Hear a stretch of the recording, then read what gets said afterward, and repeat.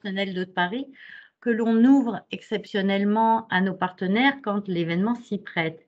Ce qui est le cas ce matin, parce qu'avec l'équipe de Radio Café Source, dont vous voyez la composition s'afficher à l'écran, nous avons souhaité nous emparer de cette heureuse actualité et rêveuse actualité, en tout cas pour moi, qui a propulsé pour la seconde fois dans sa vie Thomas Pesquet dans la Station spatiale internationale pour explorer, sans jeu de mots, tout ce qui a trait à l'eau et l'espace.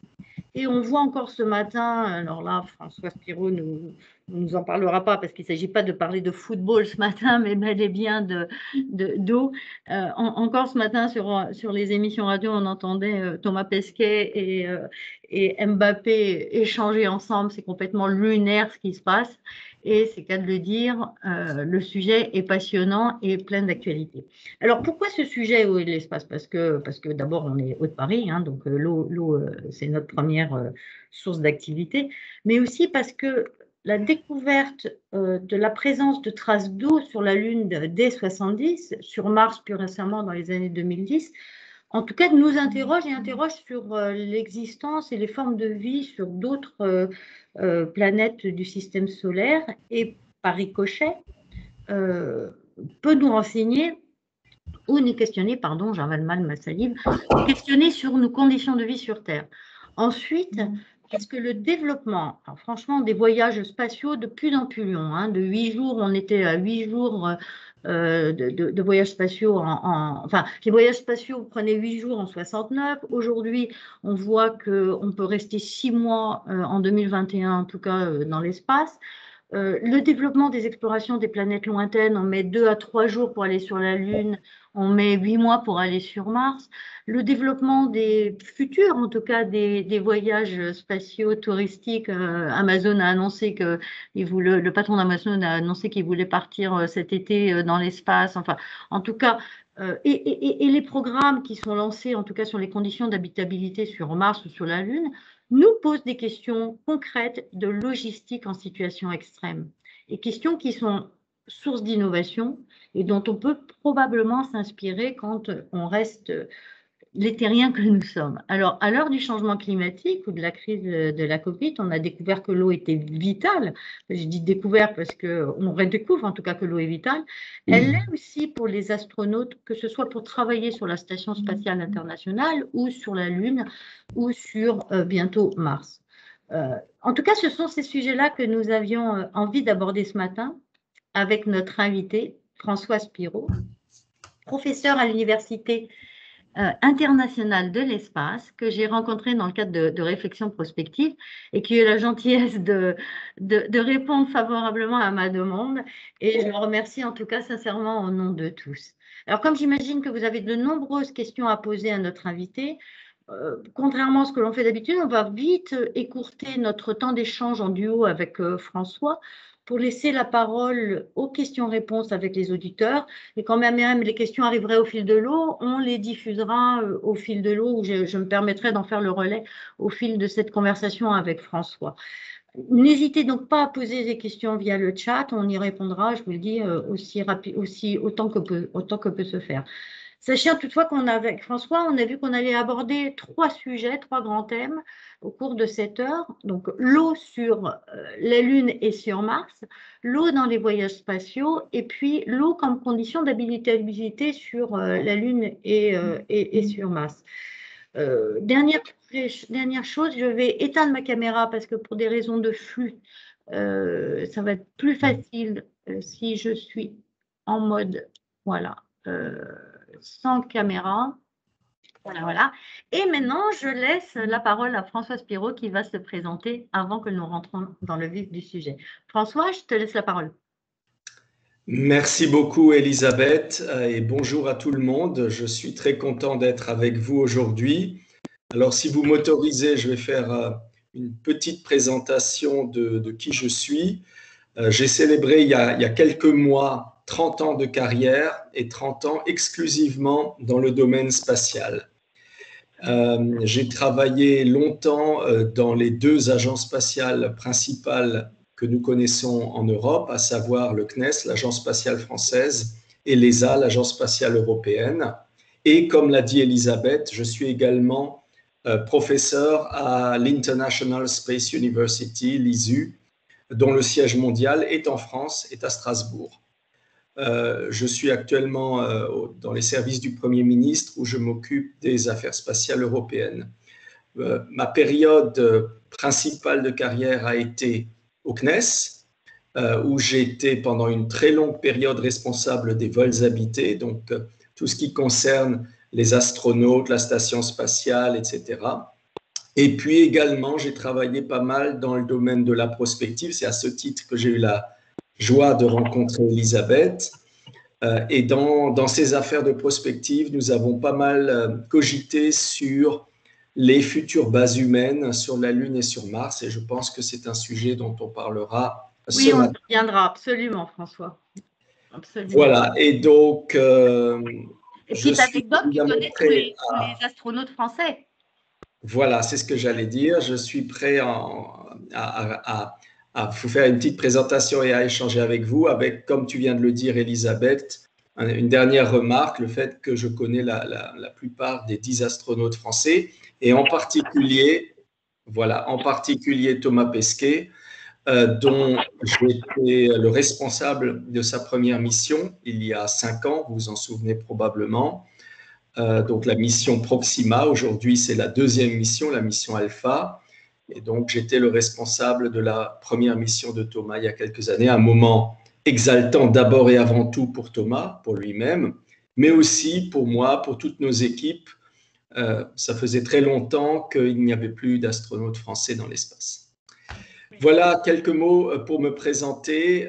Elisabeth, je te rends la parole si tu veux démarrer. Oui, alors, du coup, comme je le disais en introduction, François, la première question, et d'ailleurs je crois qu'il y a une question sur le chat qui est dans ce registre-là, c'est l'eau sur la Lune et l'eau sur Mars, où est-ce qu'on en est en tout cas sur les découvertes et qu'est-ce que du coup cela nous dit sur ce type de ressources et est-ce que ça on peut en tirer comme enseignement sur la Terre. Alors, François, je sais bien que tu n'es pas un spécialiste, donc on va pas, la conversation qu'on va avoir ce matin en tout cas peut ouvrir d'autres perspectives, mais on va avoir un aperçu général, mais quelque part, on va se titiller les uns les autres là, pour savoir un peu où est-ce qu'on en est de la recherche et à quoi ça nous sert. Voilà.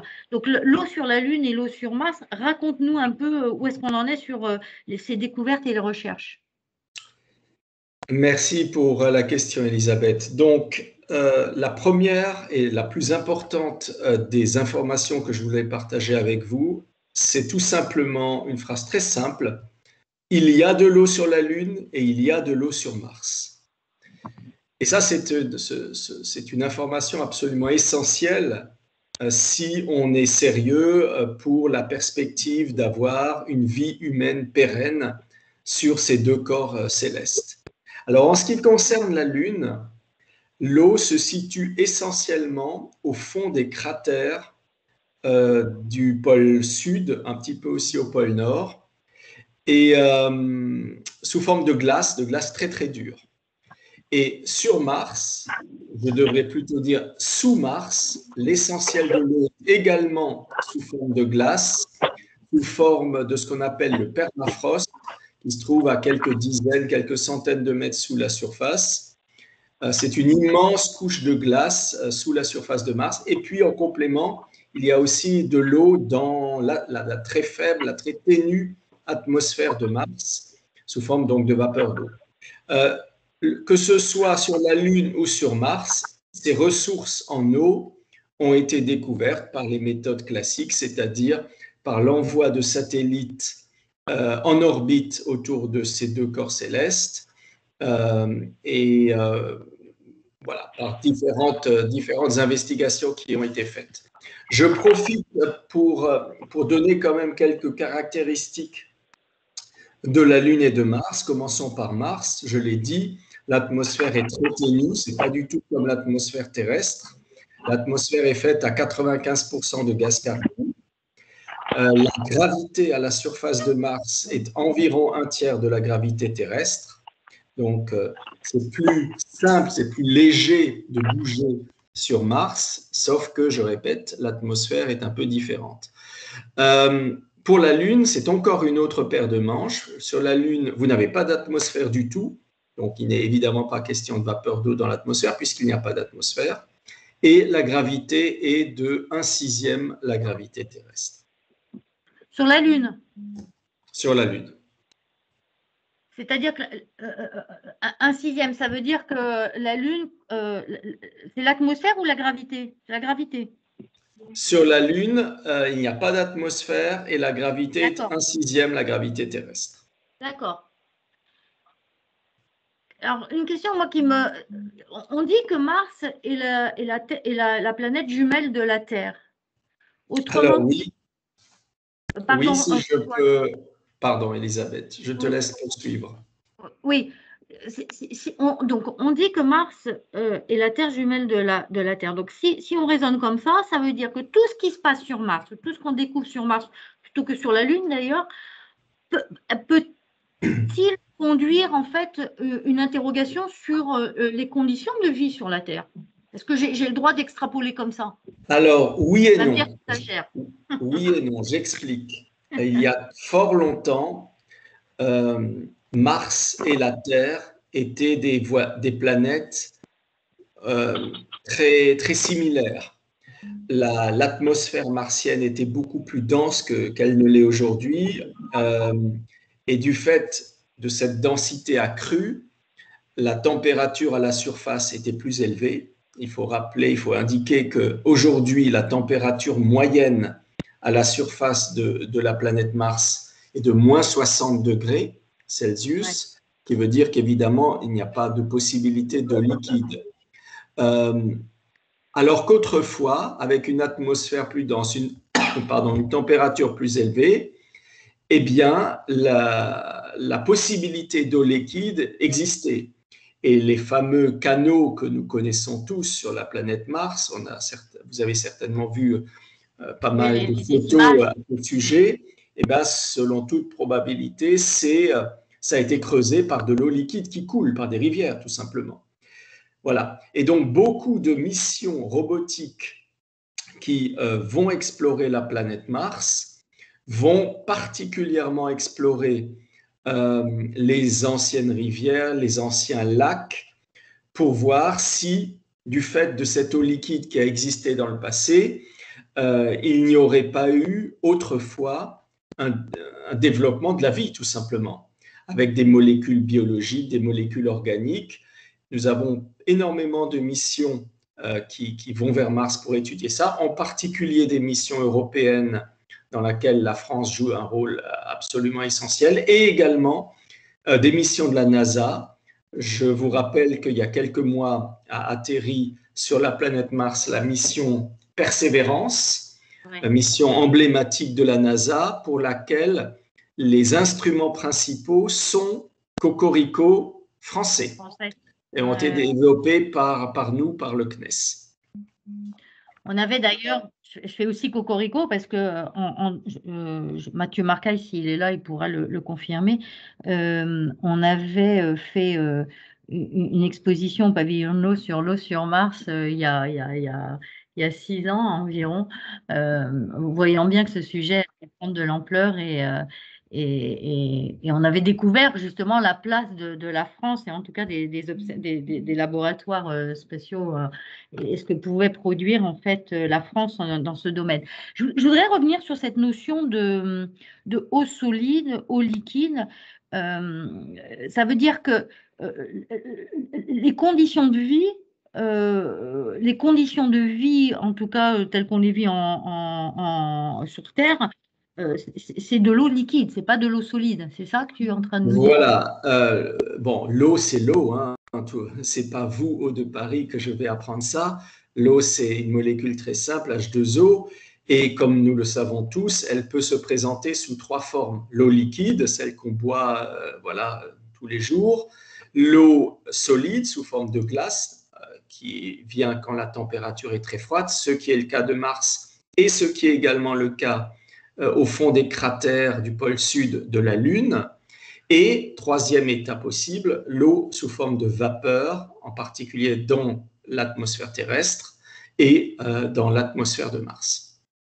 Et pour que la vie se développe, toutes les études montrent qu'il faut de l'eau liquide. C'est ça qui va permettre le développement de la biologie et notamment de la chimie organique. Alors, j'ai une question sur le chat qui dit qu'on parle beaucoup d'eau sur Mars et sur la Lune et une image pour mieux cerner cette quantité. Alors, on a préparé avec François ce Radio Café Source de manière excessivement rapide, donc je n'ai pas voulu mobiliser trop François. Donc, vous aurez des jolies vidéos, vous aurez des vidéos en avant-première, mais les images, je pense que sur Internet, ça circule suffisamment. On n'aura pas d'images ce matin à l'écran. François vient nous parler et on va du coup passer plutôt des vidéos que des images. Pardon pour la question. En tout cas, merci pour la question qui a été posée sur le chat. D'autres questions, François, tu voudrais dire d'autres choses sur les conditions de vie? Oui, peut-être un dernier mot sur l'éloignement du Soleil. Oui, c'est ça. Nous le savons tous, la Terre est la 3e planète du système solaire et Mars est la 4e planète du système solaire. Donc Mars est plus éloigné du Soleil que de la Terre et donc l'ensoleillement à l'orbite terrestre est plus élevé que l'ensoleillement à l'orbite martienne, ce qui explique également, partiellement au moins, pourquoi il fait plus froid sur Mars que sur la Terre. Ceci étant, ce n'est pas le seul critère, puisque la densité de l'atmosphère joue également, bien sûr, pour la température à la surface. Et la Lune, qui est à la même distance du Soleil que la Terre, la Lune a des écarts de température faramineux, de l'ordre de moins 150 à plus 150 degrés, tout simplement parce qu'elle n'a pas d'atmosphère et donc en plein jour, elle est bombardée plein pot par le Soleil, sans atténuation, et en pleine nuit, c'est l'inverse. Et donc ça aussi, ça joue pour les conditions de vie de futures bases humaines sur la Lune et sur Mars, dont je crois, Elisabeth, on va parler tout à l'heure. Absolument. Donc, autrement dit, ce que l'on est en train de dire, François, tu me diras si je me trompe de manière générale, c'est que donc, on dit souvent que l'eau, c'est la vie, mais en fait, ce n'est pas suffisant. Si je comprends bien, l'eau est un des ingrédients essentiels de la vie, nous le savons bien. Sans eau, que ce soit sous forme de boire un verre d'eau, que ce soit sous forme de l'eau qui est dans quasiment tous les aliments que nous mangeons, mais aussi l'eau qui sert à tous les rouages de la vie. Sans eau, il n'y a pas de vie, il n'y a pas de vie humaine, il n'y a pas de vie tout court, de végétale, animale, etc.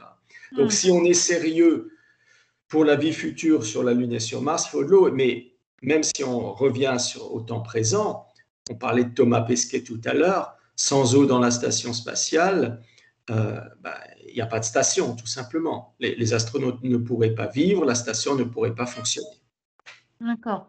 Je vais revenir sur cette condition de vie dans la station. J'ai une question, en fait, de Benjamin Gestin. A-t-on connaissance de présence d'eau sur d'autres astres hors la Lune et Mars? Oui, alors, il existe une lune de Jupiter où il y a une couche solide en surface, et en dessous de cette couche solide, on subodore, on n'en est pas encore complètement certain, qu'il y a un océan d'eau. Ça fait partie des objectifs scientifiques de plein de satellites que nous sommes en train de préparer avec nos partenaires en Europe et dans le monde. Je parlais tout à l'heure de la coopération emblématique entre le CNES et la NASA. Il y a d'autres partenaires, bien sûr. Et voilà, donc sur la Lune et sur Mars, on a dit, c'est certain. Ailleurs, c'est probable qu'il y ait de l'eau, sous une forme ou sous une autre, sur certains des corps célestes, pas sur beaucoup, mais sur certains, notamment Lune de Jupiter, mais ça fait l'objet d'études. Et j'ajoute, ça c'est plus futuriste, hein. Elisabeth, tu parlais de prospective tout à l'heure. Dans les travaux de prospective à très long terme, on réfléchit aussi au-delà du système solaire. Donc, il existe ce qu'on appelle les exoplanètes, les planètes qui tournent autour d'autres soleils, pas le nôtre, d'autres soleils. Et Et on est en train de découvrir des planètes qu'on estime habitables ou partiellement habitables ailleurs, dans d'autres systèmes solaires. Mais évidemment, c'est très très loin, donc il n'est pas Oui, question ça passe au bien, moyen hein. terme d'aller les visiter. Et, une autre question que je trouve intéressante d'ailleurs, parce que tout à l'heure tu nous disais que sur Mars, l'eau est au... Non, attends. L'eau, elle est dans une situation, enfin dans des cratères Au fond glaciers. des cratères lunaires. Voilà. Et du coup, il y a une question que me pose Pierre Palma qui dit l'océan liquide sous la croûte de la glace d'Europe est-il à même d'accueillir la vie selon toi? Et du coup, par analogie, est-ce que dans ces cratères, la vie pourrait exister? Et du coup, c'est peut-être l'objet Alors, des recherches, en tout cas scientifiques, des alors, expéditions. il y a deux questions. Il y a la question de la Lune Oui. de Jupiter. Alors là, point d'interrogation, on ne sait pas. On ne sait pas répondre à cette question et c'est justement l'objet des missions à venir. J'informe ou j'indique qu'il y a une grosse mission européenne, JUICE, qui est en préparation pour le système de Jupiter et donc en particulier les lunes de Jupiter. Et ça va faire donc l'objet de cette mission de voir s'il y a d'abord de caractériser l'eau, sa quantité, puis peut-être voir s'il y a quelque chose derrière. On verra. En ce qui concerne la Lune, l'eau est sous forme de glace très dure au fond des cratères, essentiellement au pôle sud. Là, c'est certain qu'il n'y a pas de vie. Premièrement, ce n'est pas de l'eau liquide. Deuxièmement, il n'y a pas d'atmosphère, il n'y a pas d'air. Et donc, il y a les rayonnements extrêmement néfastes qui tuent en un instant toute possible émergence de vie. Donc, sur la Lune, on est absolument certain, il n'y a pas de vie. D'accord. Ouais, c'est passionnant. Alors, on va passer au deuxième sujet, François, si tu le veux bien. Puis là, on répond au fil de l'eau. Enfin, je fais des jeux de mots sans en avoir l'air là, avec les internautes, enfin les auditeurs. Donc, finalement, on est bien dans le bon timing. Je voudrais évoquer le deuxième sujet que tu as abordé rapidement tout à l'heure. C'est l'idée de savoir comment. Alors, vraiment, je pense qu'on est très nombreux à se poser des questions. Comment ça se passe? Comment ça se passe en fait dans les voyages spatiaux? Alors en apesanteur, hein, je parle pas de base lunaire ou martienne, on évoquera le sujet après, mais comment ça se passe l'eau dans les voyages? Alors, Parce que là, il y a plein de questions, comment on se lave d'abord, les dents, comment on se lave, comment on boit, comment ça se passe quoi, fondamentalement. alors, d'abord, ce qu'il faut savoir, je l'ai dit, je le répète parce que c'est vraiment important, sans eau, il n'y a pas de vie. Il n'y a pas de Oui, vie sur la Lune, oui. sur Mars, mais aussi il n'y a pas de vie dans les transports d'équipage. Et que ce soit par exemple le transport entre la Terre et la Station spatiale internationale, ce qu'a fait Thomas Pesquet il y a quelques semaines quand il est retourné dans l'espace pour la deuxième fois, ou les autres astronautes. Sans eau, il n'y a rien. Voilà, donc ça c'est une phrase absolument essentielle. Donc Mm. concrètement, comment ça se passe? Eh bien, c'est pas compliqué. À la date d'aujourd'hui, on n'est pas en mesure de générer de l'eau ou suffisamment d'eau dans les transports ou dans les vaisseaux habités, je pense à la station spatiale. Donc, c'est tout simple. On emmène toute l'eau dont on a besoin depuis la Terre. Et donc, il s'agit de tonnes d'eau qu'on Eh oui. envoie dans l'espace, avec quand même une précision. L'idée, c'est bien sûr, une fois qu'on est, par exemple, dans la station spatiale, d'utiliser l'eau pour boire, pour nettoyer, pour les 1000 objets qui ont besoin d'eau. Mais l'idée intéressante, c'est que cette eau, elle n'est pas, entre guillemets, à fond perdu. C'est-à-dire qu'on essaye, dans la mesure du possible, de recycler cette eau avec un pourcentage de recyclage, de telle sorte à ce qu'on minimise le transport depuis la Terre de tonnes d'eau. Et quand je dis on recycle l'eau, alors euh, on a dans notre vocabulaire des termes un petit peu fleuris. on parle du recyclage de l'eau jaune, de recyclage de l'eau grise. Voilà, je vous laisse libre cours à votre imagination.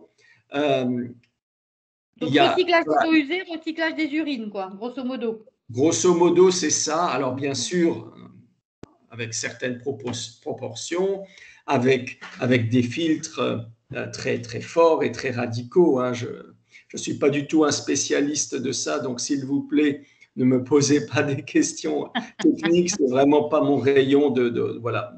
Mais juste pour vous dire quand même que si on envoie 1 tonne d'eau, par exemple, pour donner un exemple, cette tonne d'eau va être utilisée et on va quand même pouvoir récupérer plusieurs centaines de litres d'eau de cette tonne d'eau qu'on aura envoyée.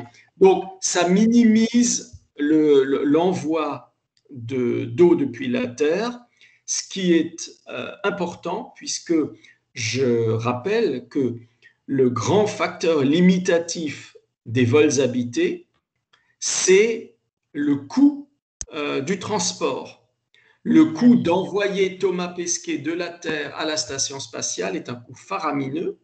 Et donc, qui dit Thomas dit la même chose pour tous les astronautes.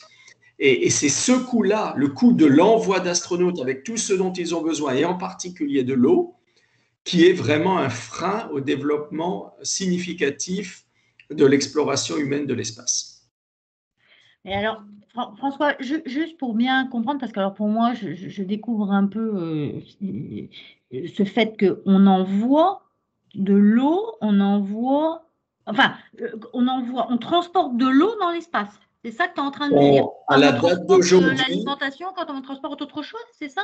À la date d'aujourd'hui, tout ce dont les astronautes ont besoin est envoyé depuis la Terre. Et donc, en particulier, l'eau, mais aussi la nourriture, mais aussi des vêtements, tout simplement, tous les équipements divers et variés dont ils ont besoin, tout est envoyé depuis la Terre. La grande différence, je crois, Elisabeth, qu'on va en parler tout à l'heure, la grande différence avec le monde de demain ou d'après-demain, c'est que quand on réfléchit aux futures bases humaines sur la Lune et sur Mars, l'objectif, c'est que ces bases humaines soient autonomes dans la mesure du possible, et en particulier autonomes en point de vue ressources en eau. Mais aujourd'hui, ce n'est pas le cas. Aujourd'hui, il faut tout envoyer. D'accord. Donc, on envoie, et c'est des cargos, des vaisseaux cargo, quoi, en fait, c'est ça? C'est des vaisseaux cargo, et tout à l'heure, j'ai dit cocorico pour une chose. Je me permets de faire un nouveau cocorico. La France et l'Europe ont développé pendant très longtemps un vaisseau cargo qui s'appelle l'ATV, qui a envoyé à 5 reprises des tonnes et des tonnes d'équipements vers la Station spatiale internationale depuis notre port spatial que vous connaissez, je pense tous, à Kourou en Guyane française, avec la fusée Ariane 5. Donc, on envoie Thomas Pesquet et puis on a des cargos, des vaisseaux cargo pour envoyer de l'eau, de la nourriture, de l'alimentation. Alors, attends, concrètement, t'envoies un vaisseau cargo et puis il revient? Alors, donc, effectivement, il y a l'envoi d'astronautes d'une part et l'envoi de cargo d'autre part. Ce sont des lancements différents. Il y a des schémas, des idées, des projets comme quoi on pourrait envoyer tout en un, à la fois les astronautes et le cargo.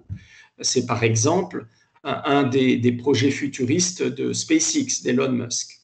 Alors, pour revenir, Elisabeth, à ta question, qu'est-ce qui se passe avec les vaisseaux cargo? Donc, ils amènent plusieurs tonnes d'équipements, de nourriture et d'eau vers la station. Et une fois qu'ils ont déchargé leur livraison, eh bien, ils sont vides.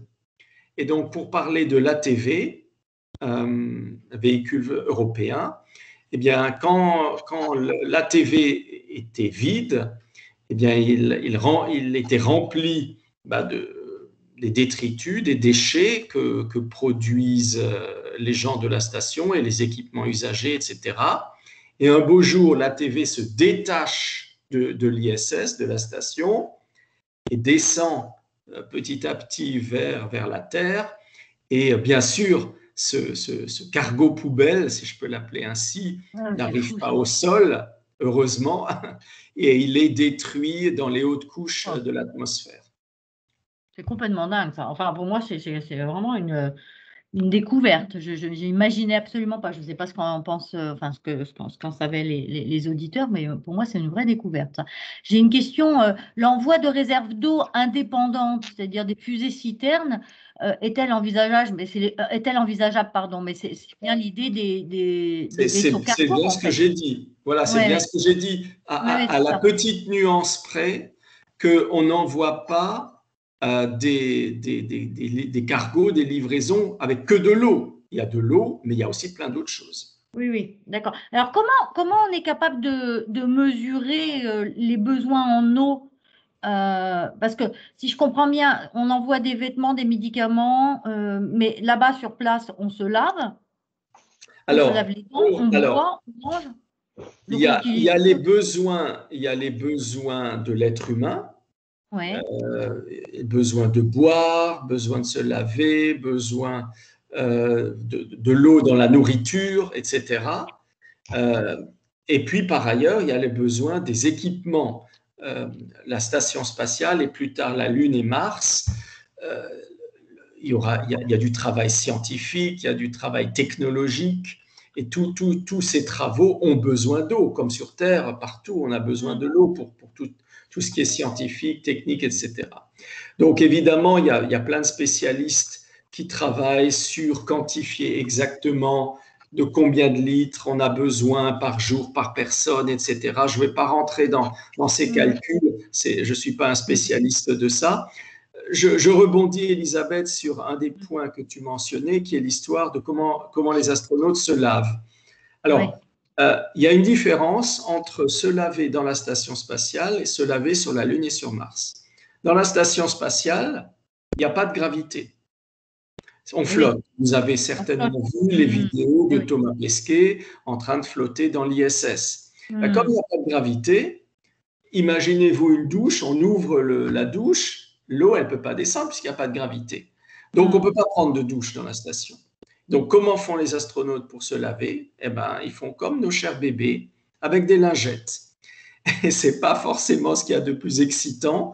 Et beaucoup d'astronautes nous disent, quand ils reviennent sur Terre, quand on leur pose la question, qu'est-ce qui vous a manqué le plus là-haut? Réponse, une bonne douche chaude.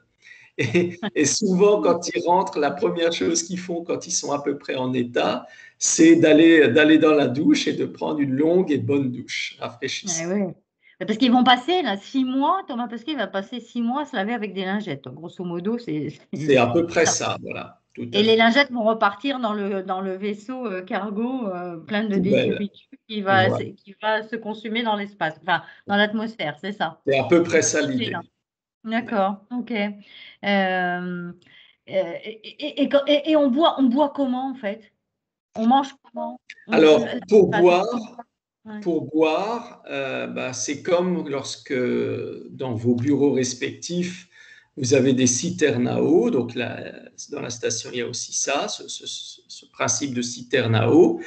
Et de petits récipients aussi. Évidemment, on ne peut pas verser de l'eau dans un verre, hein, puisqu'il n'y a pas de gravité, c'est toujours la même problématique. Donc en fait, c'est avec des pailles. On met la paille dans un récipient fermé où il y a de l'eau liquide et on boit en aspirant l'eau. D'accord. Donc, on peut boire par aspiration, en fait. En fait. Voilà. Et on mange, l'alimentation, elle est faite comment? En fait, tout est les plats sont cuisinés déjà, on n'a pas besoin Les d'eau plats sont. Alors, voilà, ça c'est à nouveau une des grandes spécialités de la France. Il y a l'alimentation classique, avec des plats en général préparés qu'on réchauffe à peu près l'équivalent d'un micro-ondes, on va dire. Et puis, vous avez des. La France est connue dans le monde entier pour sa gastronomie. Et donc, depuis pas mal d'années, on a développé avec des chefs, des grands chefs français, des plats un peu raffinés, un peu sophistiqués. Alors, c'est pas tous les jours, hein, évidemment, que nos astronautes vont manger des truffes et des grands plats, mais pour les grandes occasions, pour les anniversaires, pour des grandes fêtes, etc. La France s'est fait une réputation d'envoyer des plats de grande qualité de temps en temps à la station. Ok, passionnant. Moi, je imaginais de l'alimentation lyophilisée. Alors, ça reste effectivement, ça reste la base de l'alimentation, je dirais en jours normaux. À une alimentation lyophilisée avec, auquel on rajoute un peu d'eau, encore une fois l'importance de l'eau. Voilà, ça reste le standard. Mais de temps en temps, voilà, il faut se faire plaisir, comme sur Terre d'ailleurs, on se fait plaisir aux grandes occasions, on va dans des bons restos, etc. C'est un peu la même idée là-haut, avec heureusement Cocorico, une grande fierté française, on va dire. Ouais. Une question que Benjamin Gestin voudrait poser à Laura. Je laisse la parole à Benjamin. Oui, merci, merci David. Bonjour François, merci beaucoup d'être parmi nous aujourd'hui. C'est absolument passionnant. On réfléchit beaucoup à Paris sur le lien entre l'eau et l'énergie. Dans le cas du voyage spatial, ça me paraît une problématique particulièrement importante. Si j'ai bien compris, on fonctionne sur un système de réutilisation des eaux dans l'ISS ou dans les cabines spatiales diverses et variées. Donc ça veut dire qu'on recycle l'eau, j'ai bien compris? Oui, tout à fait. Alors, on la recycle pas à 100%, mais on la recycle, oui, beaucoup. Et l'énergie nécessaire à ces process de retraitement de l'eau en ce qu'on appelle la full reuse, d'où vient-elle? Alors, merci pour la question, Benjamin. Donc, l'énergie, que ce soit à bord des vaisseaux qui amènent les astronautes aujourd'hui vers la station spatiale, ou que ce soit dans la station elle-même et un jour sur la Lune et sur Mars, à la date d'aujourd'hui, il n'y a pas 36 possibilités de sources énergétiques. J'en identifie 3. La ressource principale pour la station spatiale, c'est les panneaux solaires. Vous avez tous vu, j'imagine, des photos de l'ISS. Vous voyez ces grands panneaux solaires qui captent l'énergie du soleil et qui fournissent suffisamment d'énergie à la station. Donc ça, c'est pour des vaisseaux en orbite, type la station spatiale. Pour les transports, quand c'est quelques heures ou quelques jours, comme un voyage Terre-ISS, eh bien, on amène des batteries, tout simplement. On amène des petits générateurs électriques. La vraie question se pose pour des bases humaines pérennes sur la Lune et sur Mars. Là aussi, il y a beaucoup de travaux prospectifs qui traitent ce sujet. J'ai oublié de dire, et merci pour la question, ça me donne l'opportunité de le mentionner, au CNES, nous avons créé il y a quelques années l'Observatoire de prospective spatiale qui s'appelle Spaceable, dont j'ai été l'animateur pendant plusieurs années. Et cette question de l'énergie des bases humaines sur la Lune et sur Mars est une des questions clés que nous abordons dans Spaceable.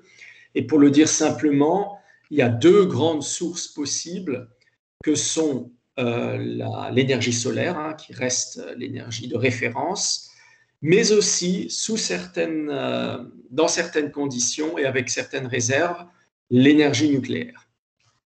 C'est-à-dire? L'énergie nucléaire, ça veut dire… Tu vas le développer dans des générateurs d'énergie nucléaire. Alors, là aussi, je botte en touche parce que je ne suis pas un spécialiste du nucléaire. Mais voilà, ce qu'il faut retenir, je pense, c'est qu'il y a différentes sources d'énergie possibles. Absolument passionnant.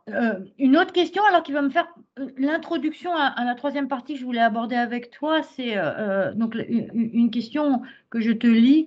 Pour la future station en orbite lunaire prévue donc, par les Américains, penses-tu que l'eau pourrait directement être prise sur la Lune? Ça, c'est la question qu'on voulait aborder sur les conditions d'habitabilité en fait sur la Lune ou sur Mars, objet du troisième sujet que je voulais aborder avec toi. Donc, merci pour cette question. Alors, si vous me permettez, je vais juste faire un petit rectificatif pour démarrer. La station Gateway dont on parle, qui dans quelques années normalement sera en orbite autour de la Lune, n'est pas une station américaine, c'est une station internationale, comme l'ISS aujourd'hui est une station internationale, là où est Thomas Pesquet. Et c'est d'autant plus une station internationale que l'Europe et la France en particulier sont partie prenante dans la construction et le développement de cette station, et à tel point qu'on envisage, c'en est au balbutiement de la réflexion et des discussions, qu'on envisage que les astronautes européens, suivez mon regard, un jour puissent participer à des missions dans cette station en orbite autour de la Lune, la station Gateway. Donc voilà, c'est une petite précision en introduction que je voulais faire. On parle bien d'une station internationale et pas d'une station américaine. Alors maintenant, sur la question elle-même, est-ce que cette station pourra prendre les ressources en eau de la Lune? Pas à court terme ou à moyen terme, pour plusieurs raisons. D'abord, cette station, par définition, elle restera autour de la Lune et certes, il y aura des voyages entre la station lunaire, la station en orbite lunaire et le sol, mais le but de ces voyages, ce ne sera pas de transporter de l'eau, ce sera de transporter des équipages et quelques équipements. Ensuite, je l'ai dit tout à l'heure, et je pense que dans le sujet d'après, Elisabeth, on va en parler plus en détail. L'eau sur la Lune, dans les cratères lunaires, est extrêmement difficile à extraire, à traiter, et donc elle sera essentiellement à usage local, c'est-à-dire pour des bases humaines lunaires au sol lunaire, à proximité immédiate des sources d'eau. Donc l'idée, ce n'est pas d'extraire de l'eau de la Lune pour l'envoyer vers des stations. Alors ça, c'est pour du court moyen terme. Maintenant, sur le très long terme, encore une fois, si on réfléchit de manière prospective, on peut tout envisager. On peut envisager effectivement d'extraire de l'eau de la Lune, mais aussi de Mars, mais aussi d'autres corps célestes, et réfléchir, si vous voulez, à une sphère économique humaine qui engloberait la Terre, la Lune, Mars et peut-être d'autres corps. On parlait de Lune de Jupiter tout à l'heure. Il faut parler des astéroïdes également. On peut envisager un système beaucoup plus complexe où toutes les ressources des différents corps peuvent servir de manière globale. Mais là, on est vraiment sur un schéma à très long terme. Alors on va passer justement à ce que tu avais prévu de nous faire visionner, les vidéos, pour savoir comment ça se passe en fait, les bases lunaires. Alors, Elisabeth, si je peux juste peut-être avant de passer à les vidéos, je pense qu'il y a une planche qui serait peut-être intéressant pour nos auditeurs de regarder, qui donne un petit peu les conditions, les points principaux des bases humaines, que ce soit sur la Lune et sur Mars. Merci Elisabeth de montrer la planche. Alors c'est pas du tout une planche exhaustive, hein. C'est une planche qui donne les points principaux. Avant de la commenter rapidement, j'attire votre attention en bas à droite de la planche, vous le voyez, le logo de Spaceable, dont je vous ai parlé il y a quelques instants, l'Observatoire de prospective spatiale du CNES, dans lequel on réfléchit un petit peu à tout ce dont je suis en train de vous parler. Et deuxième petite parenthèse, on l'a dit en introduction, je suis professeur à l'Université internationale de l'espace. C'est une université où on traite ce genre de sujet, tout ce qui est le design, le concept, la conception de futures bases humaines. Alors, une fois que j'ai fait ces deux petites parenthèses, commentons rapidement les points que vous voyez à l'écran. Donc, quelles sont les problématiques principales? L'habitat, hein, évidemment, comment les êtres humains vont vivre, et en particulier, on oublie souvent les aspects psychologiques. Hein. Imaginez que vous vivez des mois, des années, des décennies loin de vos familles, loin de vos amis, au fin fond d'une plaine lunaire morne et grise. Voilà, il y a clairement des aspects psychologiques. L'alimentation, évidemment. L'alimentation est un point majeur, on en a parlé plusieurs fois, il faut de l'eau pour ça. La santé, évidemment que la santé est essentielle, à la fois à titre de prévention de maladies et si par malheur il y a des soucis médicaux, des maladies, voilà, il faut savoir traiter. Donc on réfléchit à des cliniques sur la Lune et sur Mars et ce genre de choses.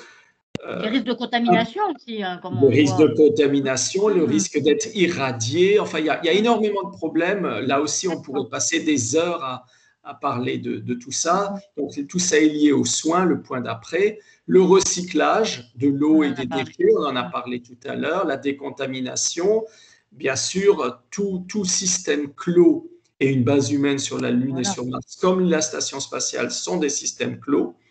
Tout système clos génère de la contamination, donc comment on la contrôle, comment on la traite, etc. Donc, gros sujet également. À nouveau, rôle majeur de l'eau dans tout ça. Le transport, on en a parlé. Mais il y a peut-être d'autres sujets aussi, comme quelle serait la viabilité économique de ces bases humaines sur la Lune et sur Mars? Est-ce qu'à très long terme, on peut envisager qu'elles soient autonomes économiquement de la Terre? Je parlais tout à l'heure du transport de tonnes d'eau et d'équipements depuis la Terre. C'est bien pour le court moyen terme, c'est évidemment pas ce qu'il faut faire sur le très long terme. Il faut que ces bases deviennent autonomes économiquement. Comment faire? Tout ça, on y réfléchit. Un être humain sans fun, sans loisir, ben, ce n'est pas vraiment un être humain. Donc, comment est-ce que les gens vont s'amuser? Est-ce qu'il y aura des équipements sportifs? Est-ce qu'il y aura des cinémas? Est-ce qu'il y aura des parcs Astérix sur la Lune et sur Mars? Et ça fait partie de la vie, donc il faut y réfléchir aussi. Et puis, voilà, quelques autres choses, comme comment on prépare les habitants, les aspects de défense aussi, parce que voilà, l'être humain, on n'est pas toujours tous des bisounours, hein, des fois il y a des petits soucis, donc il faut aussi réfléchir un petit peu à la sécurité. Donc vous voyez, il y a plein d'aspects quand on commence à réfléchir aux bases humaines lunaires et martiennes, et plus loin sur d'autres corps. Et ça, Spaceable et l'Université internationale de l'espace réfléchissent beaucoup à ce genre de choses. Donc voilà quelques considérations générales, et juste peut-être pour souligner, avant qu'on passe aux vidéos, Elisabeth, pour souligner que l'eau, elle est évidemment partout dans ces problématiques. Oui. Tu évoquais à l'instant, mais ce n'est pas pour développer, mais en tout cas, il y a une question sur les conditions en fait, de vie sociale dans un espace restreint qui est les vols spatiaux ou sur les bases lunaires. C'est effectivement une question sur le confinement et l'isolement. C'est une question en fait qui a été posée là par un auditeur ou une auditrice qui disait comment ça se passe, comment vous gérez les crises, quoi, grosso modo. Alors, c'est une très bonne question. C'est une très bonne question. Et pour revenir à Thomas Pesquet et plus globalement aux astronautes des temps modernes, par opposition aux astronautes d'il y a plusieurs décennies, aujourd'hui, lorsqu'on recrute des astronautes, par exemple Thomas, mais il y en a d'autres, on attache beaucoup d'importance dans le processus de recrutement aux aspects psychologiques. On leur fait faire des jeux de rôle, on les met en situation de stress, en situation de conflit, etc. Et on voit comment ils réagissent, parce qu'on sait très bien que quand il y a confinement, quand on est dans un petit espace clos et qu'on est 4, 5, 6 personnes, eh ben, on est tous des êtres humains, hein. Les tensions, elles peuvent monter. Comment on gère tout ça? Comment on gère l'éloignement? Tout ce qu'on disait. Donc, les aspects psychologiques sont essentiels. Et j'ajoute un point, nos amis russes avec qui la France et l'Europe collaborent depuis de très nombreuses années, développent depuis pas mal de temps des simulateurs de vie éloignés de tout. Il y a, par exemple, la mission emblématique Mars 500, il y a quelques années, 500 pour 500 jours coupés du monde, de notre monde, et on a mis dans toute une série de modules coupés du monde 6 personnes, dont un Français, et on a étudié comment ça se passe d'un point de vue psychologique, d'un point de vue humain, et c'était très intéressant. Et ça, ce sont des expériences qui nous servent justement à préparer l'isolement d'un Thomas Pesquet pendant 6 mois là-haut, ou plus tard l'isolement des êtres humains sur la Lune et sur Mars. On n'a pas tiré des enseignements sur la crise, sur le confinement, parce qu'on aurait pu tirer des enseignements de cette absolument ces expérimentations sur les isolements. Je suis content que tu dises ça, Elisabeth, parce qu'effectivement, on a tous vécu depuis un an le fait d'être confiné, d'être isolé, et on le sait bien, hein, on l'a vécu nous-mêmes et on le lit dans les journaux. il y a eu des problèmes, hein. Alors malheureusement, vous le savez, hein, il y a eu les violences conjugales qui ont beaucoup augmenté, il y a eu des violences sur les enfants qui ont malheureusement augmenté, etc. Donc tout ça, ce sont des aspects psychologiques. Et bien, encore une fois, les astronautes, c'est des êtres humains, et ils réagissent comme vous et moi, et donc les aspects psy, c'est important. Alors, François, je vais te laisser aller sur les vidéos que tu voudrais nous faire découvrir. Alors, voilà, je pose les questions au fil de l'eau, hein, donc pas d'inquiétude. Et là, il y en a plein qui arrivent. Oui, je vais peut-être, Elisabeth, si on peut passer la première vidéo, la commenter au fur et à mesure qu'elle se déroule. Donc là, vous êtes à la surface de la Lune, vous êtes proche du pôle Sud. Le pôle Sud est sur votre droite, en haut des petites montagnes. Vous avez une petite usine en arrière-plan que vous voyez. Je vais la commenter plus dans la deuxième vidéo. Là, la vidéo semble s'être arrêtée. Voilà, il faut continuer la vidéo. Très bien, merci. Donc, vous voyez cette petite usine. Continuons la vidéo. On verra l'usine en détail tout à l'heure. Et puis, un tout petit peu plus loin, vous voyez cette grosse masse qui est une possibilité de base humaine à la surface de la Lune. Vous voyez en arrière, en premier plan, un camion, puisqu'il y aura beaucoup de transport, en particulier du transport d'eau. J'y reviendrai. Et voilà, on arrive dans cette base humaine, un des schémas possibles d'une base humaine, avec des générateurs d'électricité, avec des quartiers de vie, avec des quartiers scientifiques, avec une grosse antenne que vous voyez là pour émettre vers la Terre et recevoir des signaux de la Terre. Tout ça est proche du pôle Sud, puisque au pôle Sud, comme on l'a dit plusieurs fois, il y a de l'eau, mais il y a aussi au sommet des cratères du pôle Sud un ensoleillement quasi permanent, donc une source d'énergie quasi permanente. Vous voyez au fond un petit vaisseau qui décolle, on voit les petites fusées qui décollent vers la Terre. Voilà, donc là vous avez un survol. Les fameux vaisseaux cargo? Non. Ça peut être un vaisseau cargo, ça peut être un vaisseau humain, ça peut être les deux. On voit les petits astronautes là sur la droite qui s'activent à une des entrées de la base humaine. Voilà, donc ça c'est une vidéo un peu générique d'une possibilité de base humaine lunaire avec quelques dizaines ou quelques centaines de personnes qui vivent à l'intérieur. Vous voyez un dôme au milieu qui serait une sorte d'agora, de lieu de rencontre des différentes personnes. Et tout ça, donc, près du pôle Sud. Pourquoi le pôle Sud, qui est vraiment l'endroit principal sur lequel on réfléchit pour installer des bases humaines? Parce qu'au pôle Sud, je l'ai dit plusieurs fois, on a de l'eau sous forme de glace au fond des cratères. On a de l'énergie solaire quasiment en permanence au sommet des cratères. Donc, qui dit énergie solaire dit ressources énergétiques quasi non-stop. Et puis également, il y a d'autres ressources minérales intéressantes. Donc, de l'avis général, les bases humaines pérennes sur la Lune seront, au moins dans un premier temps, localisées près du pôle Sud de la Lune. Donc voilà le commentaire sur cette première vidéo. Et donc, Elisabeth, je propose qu'on passe à la deuxième vidéo. Grâce à Emmanuel Veillard, je remercie beaucoup, vraiment. Voilà, alors ça, c'est la petite usine que je montrais en premier plan dans la vidéo d'avant. Et en fait, c'est une usine de traitement d'eau. Et si vous voyez, si on peut stopper 10 secondes, voilà ici, si on peut s'arrêter, s'il vous plaît, dans la vidéo. Stop. Voilà. Vous voyez le triangle qui est au milieu de l'écran, et c'est une sorte de pelle, et vous voyez que dans cette pelle, vous avez en fait des blocs de glace. Et en fait, c'est quoi l'idée? L'idée, c'est que vous avez un système d'extraction de la glace qui se trouve pas loin. Je répète, cette base humaine, elle est proche du pôle sud de la Lune. Vous allez aller extraire des blocs de glace et vous allez les ramener dans un véhicule avec cette pelle. Et vous voyez ici les blocs de glace qui arrivent. Et on peut continuer la vidéo maintenant.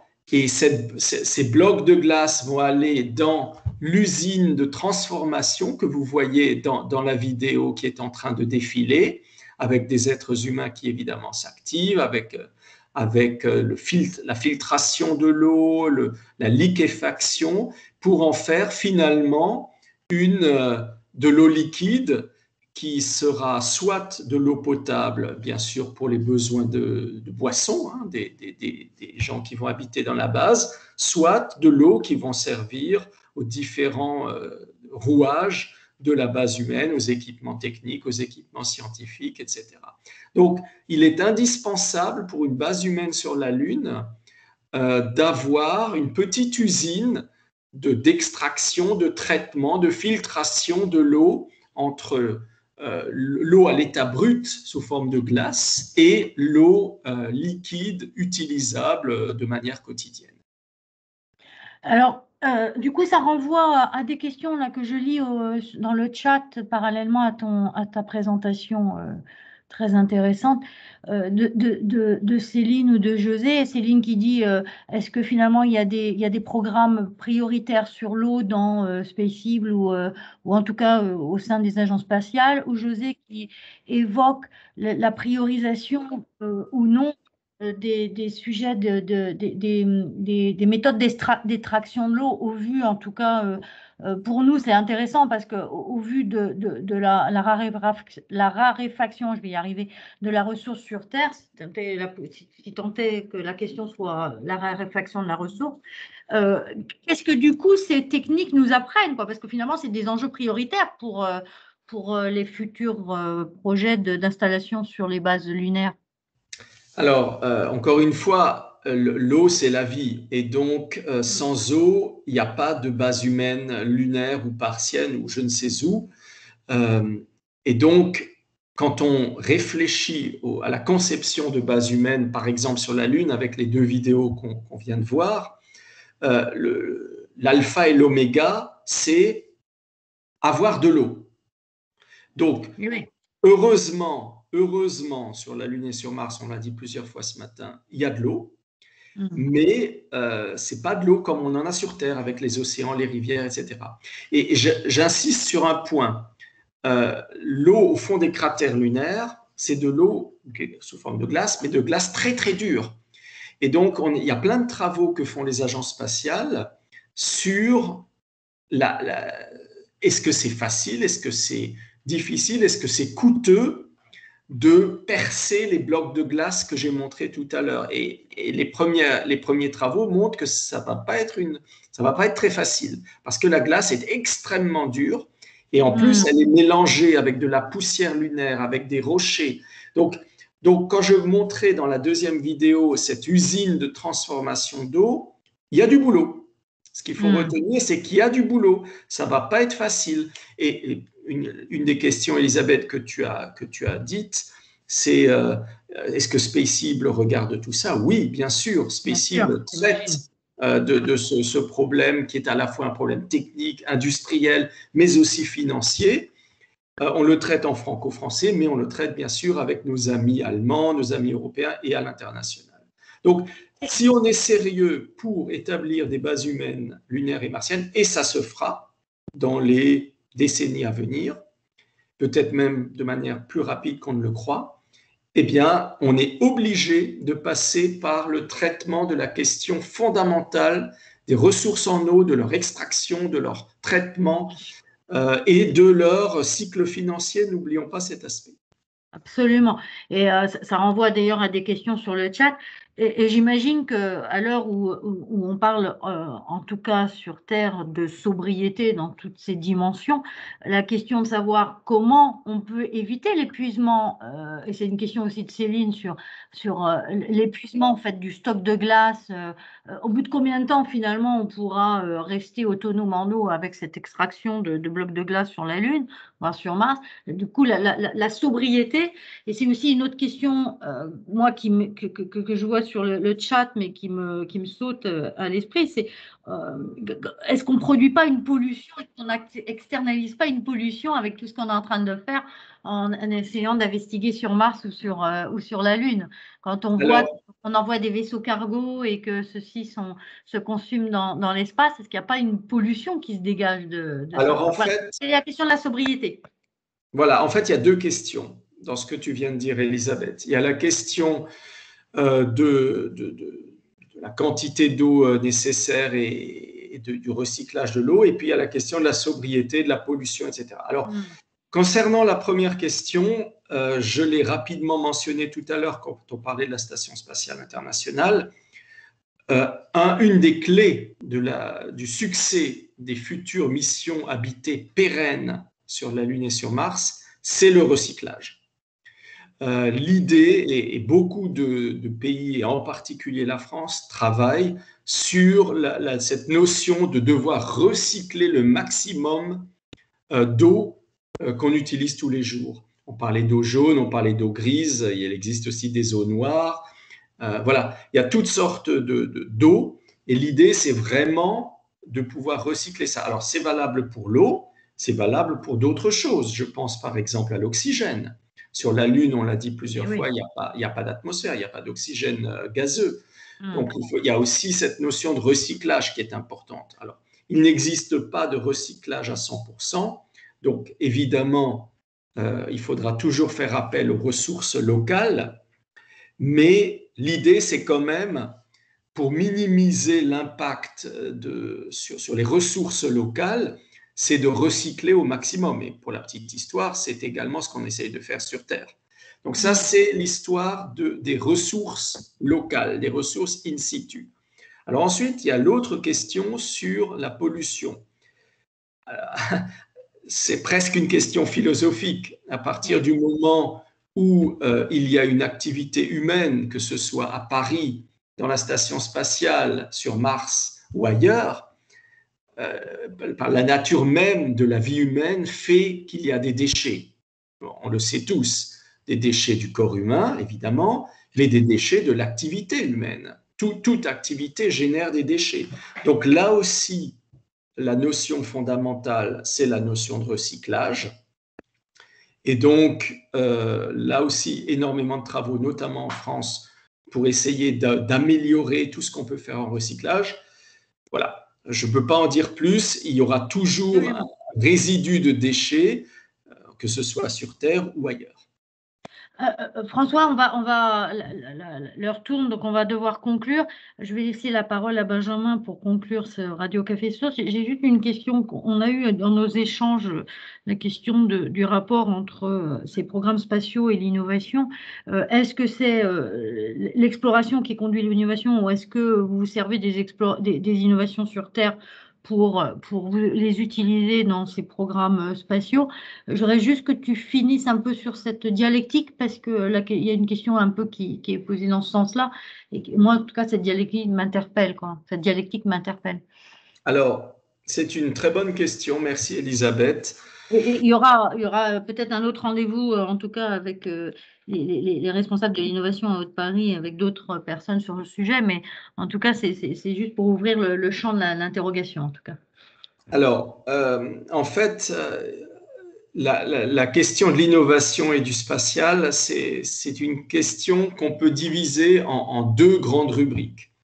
Il y a la rubrique des vols robotiques sans êtres humains, d'une part, et d'autre part, les vols habités, par exemple, la mission de Thomas, et à plus long terme, les missions habitées sur la Lune et sur Mars. En ce qui concerne les missions robotiques, je le mentionnais tout à l'heure avec Persévérance, qui est à la surface de Mars depuis quelques semaines maintenant, mission NASA très, très, très resplendissante, avec une forte composante française dedans.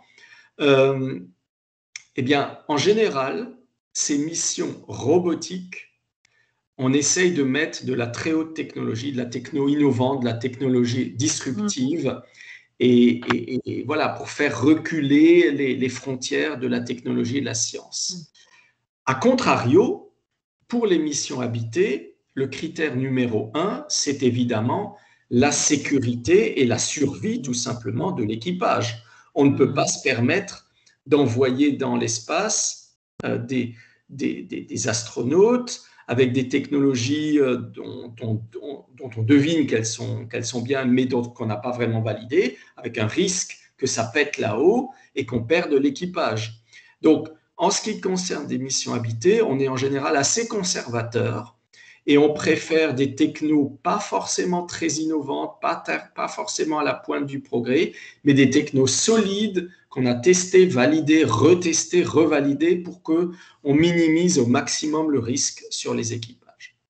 Merci François. Il y avait une question sur l'espace et le temps. Je peux pas y répondre, on peut pas y répondre, mais en tout cas, je laisse la parole à Benjamin pour clôturer ce Radio Café Source qui était passionnant.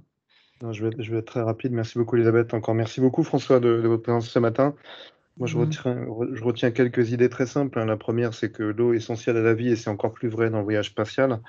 La deuxième, c'est qu'en voyage spatial, on a une quantité d'eau limitée, qu'elle soit amenée avec les cosmonautes, spationautes, astronautes. En France, on dit spationautes.